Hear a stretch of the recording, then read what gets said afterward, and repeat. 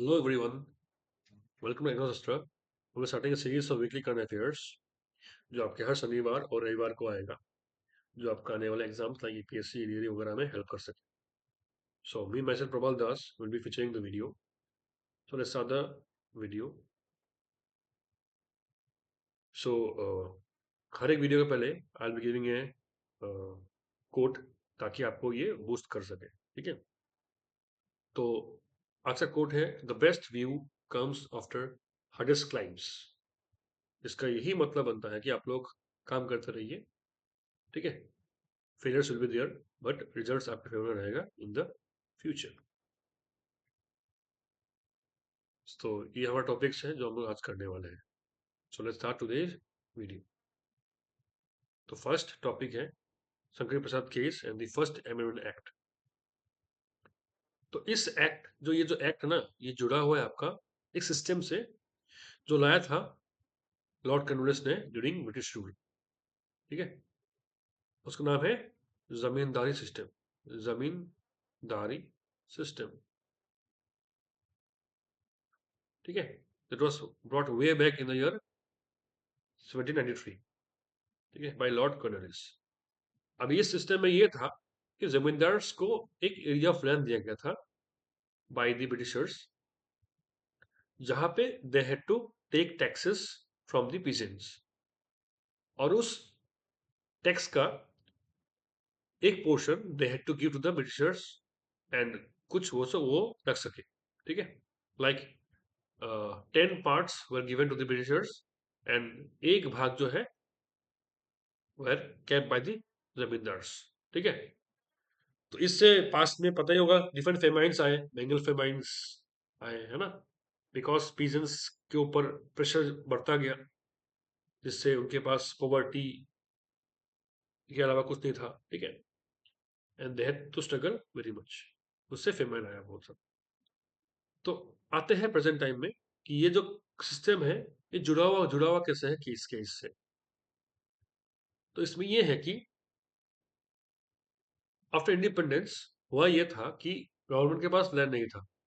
ठीक है, because maximum the land were the zamindars.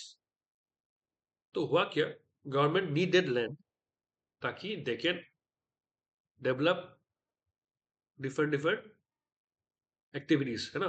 Like पकड़ लो डेवलपमेंट एक्टिविटीज के लिए चाहिए होता है, लाइक पकड़ लो रोड बनाना है. ठीक है, to make colleges, to make universities, they needed land, है ना, उनको लैंड चाहिए. ठीक है, तो उनके पास लैंड नहीं था.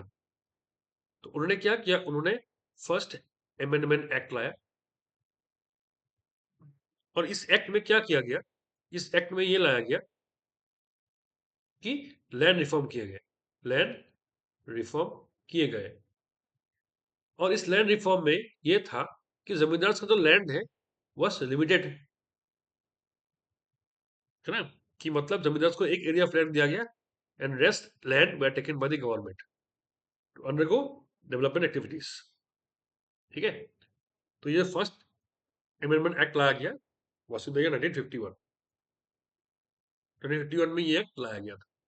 ठीक है, अभी इस एक्ट में कुछ प्रोविजंस क्या क्या देखते हैं. The first amendment act of 1951 में क्या प्रोविजन देखते हैं इसमें. अभी इस एक्ट के अंदर में क्या किया गया, इस एक्ट के अंदर में क्या किया, इस एक्ट के अंदर में 9 शेड्यूल को ऐड किया गया. ठीक है, पता ही हमको कि 8 schedule was in our constitution and बाकी जो 9 10 11 12 जो है उसको ऐड किया गया तो डिफरेंट अमेंडमेंट्स.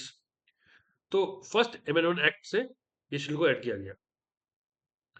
और इस शेड्यूल में ये था कि अगर एक लॉ लाया गया है, अगर एक लॉ कोई ला रहा है सरकार, उस लॉ को, अगर वो लॉ है रिगार्डिंग लैंड रिफॉर्म, तो अगर उस लॉ को ऐड किया गया है इस शेड्यूल के अंदर में, वो law will not be judicially review. ठीक है, मतलब उसको रिव्यू नहीं कर पाएगा. ठीक, मैं फिर से बोलता हूं, अगर एक लॉ लाया गया, उस लॉ को लिंक करता है, वो लॉ लिंक करता है लैंड रिफॉर्म से, और वो लॉ को ऐड किया गया इन दिस 9th शेड्यूल, वो law will B save from judicial review. उसको सुप्रीम कोर्ट रिव्यू नहीं कर पाएगा. ठीक है, ठीक है, साथ ही में आर्टिकल 31A एंड 31B को इंसर्ट किया गया, which shielded land reform from judicial review. इसको शील्ड किया गया फ्रॉम जुडिशियल रिव्यू. ठीक है. तो इन शॉर्ट, अगर एक लॉ लाया गया है लैंड रिफॉर्म के लिए रिगार्डिंग, उसको रिव्यू नहीं कर पाएगा कौन? कोर्ट. ठीक है. पहले ये था. अभी ये जो केस है, कौन सा केस? आपका शंकर प्रसाद केस. ये कैसे लिंक थे इसे देखते हैं हम लोग अभी. तो जो शंकर प्रसाद थे, ही वाज ए जमींदार फ्रॉम वेस्ट बंगाल. ठीक है. And he challenge the first amendment act. क्यों? क्योंकि उनका ये मानना था कि ये जो एक्ट है, it was breaching the right to property. ठीक है. और जो ये राइट है, it was a fundamental right. तो जो राइट को ब्रीच कर रहा है ये जो एक्ट है. ठीक है.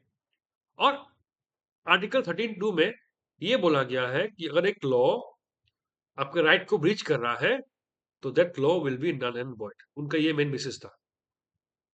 ठीक है. तो ये जो लॉ है, it was breaching this right to property. That was a fundamental right. ठीक है. और इस राइट को सपोर्ट करता है कौन? आर्टिकल 13(2), जहां बोला गया है कि अगर एक लॉ लाया गया है और वो राइट को ब्रीच कर रहा है, तो it will be null and void. ठीक है. बट हुआ क्या? बट सुप्रीम कोर्ट के बेंचेस, जजेस बेंचेस बैठे, उन्होंने ये बोला कि आर्टिकल 368 के अंतर्गत अगर कोई लॉ लाया जा रहा है, ठीक है, वो जो लॉ है और जो लॉ दिया गया है आर्टिकल 13(2) के अंदर में, that law will is not same. ठीक है. तो जो आर्टिकल 368 में अमेंडमेंट करके जो लॉ लाया गया है, वो लॉ सेम नहीं है आर्टिकल 13(2) के अंदर में. देयरफॉर जो जो देन रिफॉर्म किया गया, जो amendment act, first amendment act लाया गया, वो लॉ नल एंड वॉइड नहीं होगा, क्योंकि वो लॉ सेम नहीं है जो लॉ दिया गया है इन आर्टिकल 13(2) सब क्लॉज 2. ठीक है. And the case was in the favour of the government. ठीक है. अभी इस केस से फ्यूचर में, है ना, 1951 के बाद बहुत सारे केसेस आए जो लिंक करता है. ठीक है. तो उसको भी देखते हैं हम लोग. तो एक केस है, that is Sajjan Singh case versus State of Rajasthan, तो 1964 के आसपास लाया गया था. And this case judgement was same as the Shankar Prasad case, है ना, जहां पे सेम बोला गया था कि आर्टिकल 13(2) में जो लॉ है, वो लॉ सेम नहीं है एज जो लाया गया है अंडर आर्टिकल 360 के अंदर में, है ना. बट यहाँ पे इस केस में जजेस ने एक कंसर्न जारी किया. कंसर्न ये था कि राइट शुड बी अमेंडेड और नॉट. ये कंसर्न जारी किया जजेस ने, है ना. ठीक है. बाद में और एक केस है, like IGIC Gorakhnath case versus State of Punjab. इसमें जो सज्जन सिंह केस है या जो शंकर प्रसाद केस है, उसके फेवर में आ गया फिर से. ठीक है. तो यहाँ पे लिखा गया है, द सुप्रीम कोर्ट रिवर्स्ड ये स्टेंसेस. ठीक है. जो इस केस में या इस केस में बोला गया था, ruling that parliament can not amend the fundamental right. ठीक है. तो रिवर्स कर दिया गया था जो जजमेंट दिया गया था इन दी सज्जन सिंह केस और दी शंकर प्रसाद केस में. ठीक है.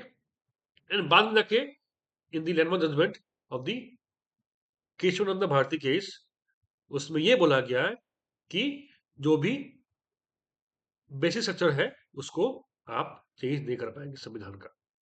एंड जो राइट है, जो आपका फंडामेंटल राइट है, उसको ऐड किया गया in the basic structure of the constitution में. एंड उसको रोक दिया गया to be amended by the parliament. ठीक है. तो यहाँ पे क्या लिखा गया है? The ruling held that while parliament can amend the constitution, it cannot alter its basic structure, including fundamental rights. ठीक है. तो ये आपका था first topic, that is Shankar Prasad case and first amendment act. आते हैं नेक्स्ट टॉपिक पे, that is the India US trust initiative.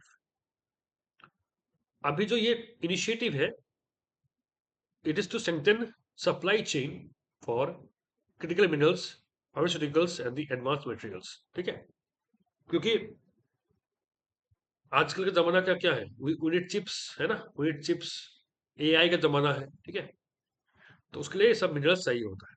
तो ये initiative, it will support, it will boost Indian in the future. देखते हैं सिग्निफिकेंस क्या है। फर्स्ट फर्स्ट लाइक है ना, जो मिनरल्स है, जो क्रिटिकल मिनरल्स है, basically this are found in the China, है ना, उनके पास मिनरल्स का कमी नहीं है। ठीक है, अभी ये जो इनिशिएटिव है, it will help India to reduce it dependence on China. Plus अगर हम लोग ला रहे हैं minerals from different other countries like US वगैरह से, तो उससे क्या होगा, उससे it will boost the, it will help, है ना, क्योंकि देखो अगर हमने लाया मिनरल्स, ठीक है, उससे डिफरेंट एफडीआई को सपोर्ट मिलेगा, ताकि जो चिप्स वगैरह है, मोबाइल फोन्स वगैरह है या लैपटॉप वगैरह है, वो हमारे यहाँ पे बन पाए। ठीक है, तो इट विल सपोर्ट दी आत्मनिर्भर भारत इनिशिएटिव। ठीक है, it will boost domestic production and recycling of critical minerals, aligning with the India's national critical mineral mission of 2024 to 31। ठीक है, जो मिशन है, जो नेशनल मिशन है, उसको सपोर्ट करेगा हमारा ये trust initiative. Plus it will enhance pharma and defence sector, है ना, क्योंकि देखो एपीआई एपीआई एक चीज है जो रिक्वायरमेंट होता है to during manufacturing of medicine. ठीक है, तो जो एपीआई है बेसिकली मिलता है चाइना से, वो इम्पोर्टेड फ्रॉम चाइना। ठीक है, तो this initiative will help API self sufficiency, है ना, मतलब क्या, आत्मनिर्भर। ठीक है, ताकि मेडिसिन सपोर्ट के लिए हमको चाइना के ऊपर निर्भर ना रहना पड़े। ठीक है, plus it will strengthen our defence manufacturing and will secure access to critical minerals. ठीक है, तो initiative will also help us in the defence and the pharma sector. Plus it will help in boosting EV sector, है ना, तो EV sector वगैरह manufacturing वगैरह में it will help us, because lithium and cobalt is required, है ना, for EV batteries. तो सब मिनरल्स हमको लाने के लिए हेल्प करेगा। ठीक है, and it will help our initiative of net zero. ठीक है, तो हमने एम किया है टिल 2070। ठीक है, पता होगा आप लोगों को, तो will boost our clean energy initiative and EV manufacturing initiative. ठीक है, plus it will help in boosting trade and investment, है ना, तो it will help us in the investment, in growth of AI, है ना, सबकंडक्टर्स वगैरह में help करेंगे। ठीक है, because all this minerals basically are required in this grouping. ठीक है, नेक्स्ट टॉपिक है हमारा नेशनल स्किल डेवलपमेंट कॉर्पोरेशन। तो ये काम करता है under the ministry of skill development and entrepreneurship के अंदर काम करता है, और ये एक नॉन प्रॉफिट पब्लिक कंपनी है। ठीक है, बेसिकली काम क्या है, इसका काम है to enhance skill development in India. ठीक है, बिकॉज क्या है पता ही है आपको कि ग्रेजुएट्स निकल रहे हैं ना, ग्रेजुएट्स निकल रहे हैं, बट वर्कफोर्स जो बन रहा है हम लोगों का, वर्कफोर्स के पास जो स्किल है, और जो इंडस्ट्रीज वगैरह जो बन रहे हैं प्रेजेंटली, एआई बेस्ड इंडस्ट्रीज वगैरह है, टेक इंडस्ट्रीज वगैरह हो गया, उनको जो रिक्वायरमेंट है वो फुलफिल नहीं कर पा रहे हैं, है ना, जॉब्स है, वर्कफोर्स हमारा ज्यादा है, जॉब्स भी है, बट मेन दिक्कत ये है कि वो जॉब के रिगार्डिंग वो स्किल सेट वगैरह नहीं है जो ग्रेजुएट निकल रहे हैं, या फिर जो वर्कफोर्स हमारे यहाँ पे बिल्ड हो रहा है। ठीक है, तो NSDC will support that workforce in enhancing the skill set. ठीक है, तो वही लिखा हुआ है यहाँ पे, it will bridge the skill gap by providing industries relevant trainings and enhancing workforce readiness. ठीक है, एंड सपोर्ट एंटरप्रेन्योरशिप स्टार्टअप्स वगैरह को सपोर्ट करेगा। ठीक है, and this NSDC was first establish in the year 2008 में, ये आ गया था under PPP initiative, under section 25 of the companies act of 1956। ठीक है, तो कंपनीज एक्ट के द्वारा इसको इनिशिएटिव को लाया गया। ठीक है, नेक्स्ट टॉपिक है आपका अबाउट जेसी बोस ग्रांट। ये ग्रांट है ना, ग्रांट मतलब क्या है, support any initiative to support any objectives, ठीक है। तो ये लाया गया है by ANRF, Anusandhan national research foundation लाया है इन्होंने। इनका मेन मोटो ये है कि to recognize and support senior Indian scientist in diverse scientific and technological domain, ठीक है। तो मतलब क्या करना, they will provide grants to different scientist, ताकि जो टेक सपोर्ट है उनको मिल सके, and different initiative different inventions can be done. Important ये है कि ये ग्रांट का मेन मोटिव क्या है, और ये ग्रांट लाया किसने, लाया है अनुसंधान नेशनल रिसर्च फाउंडेशन ने, ठीक है।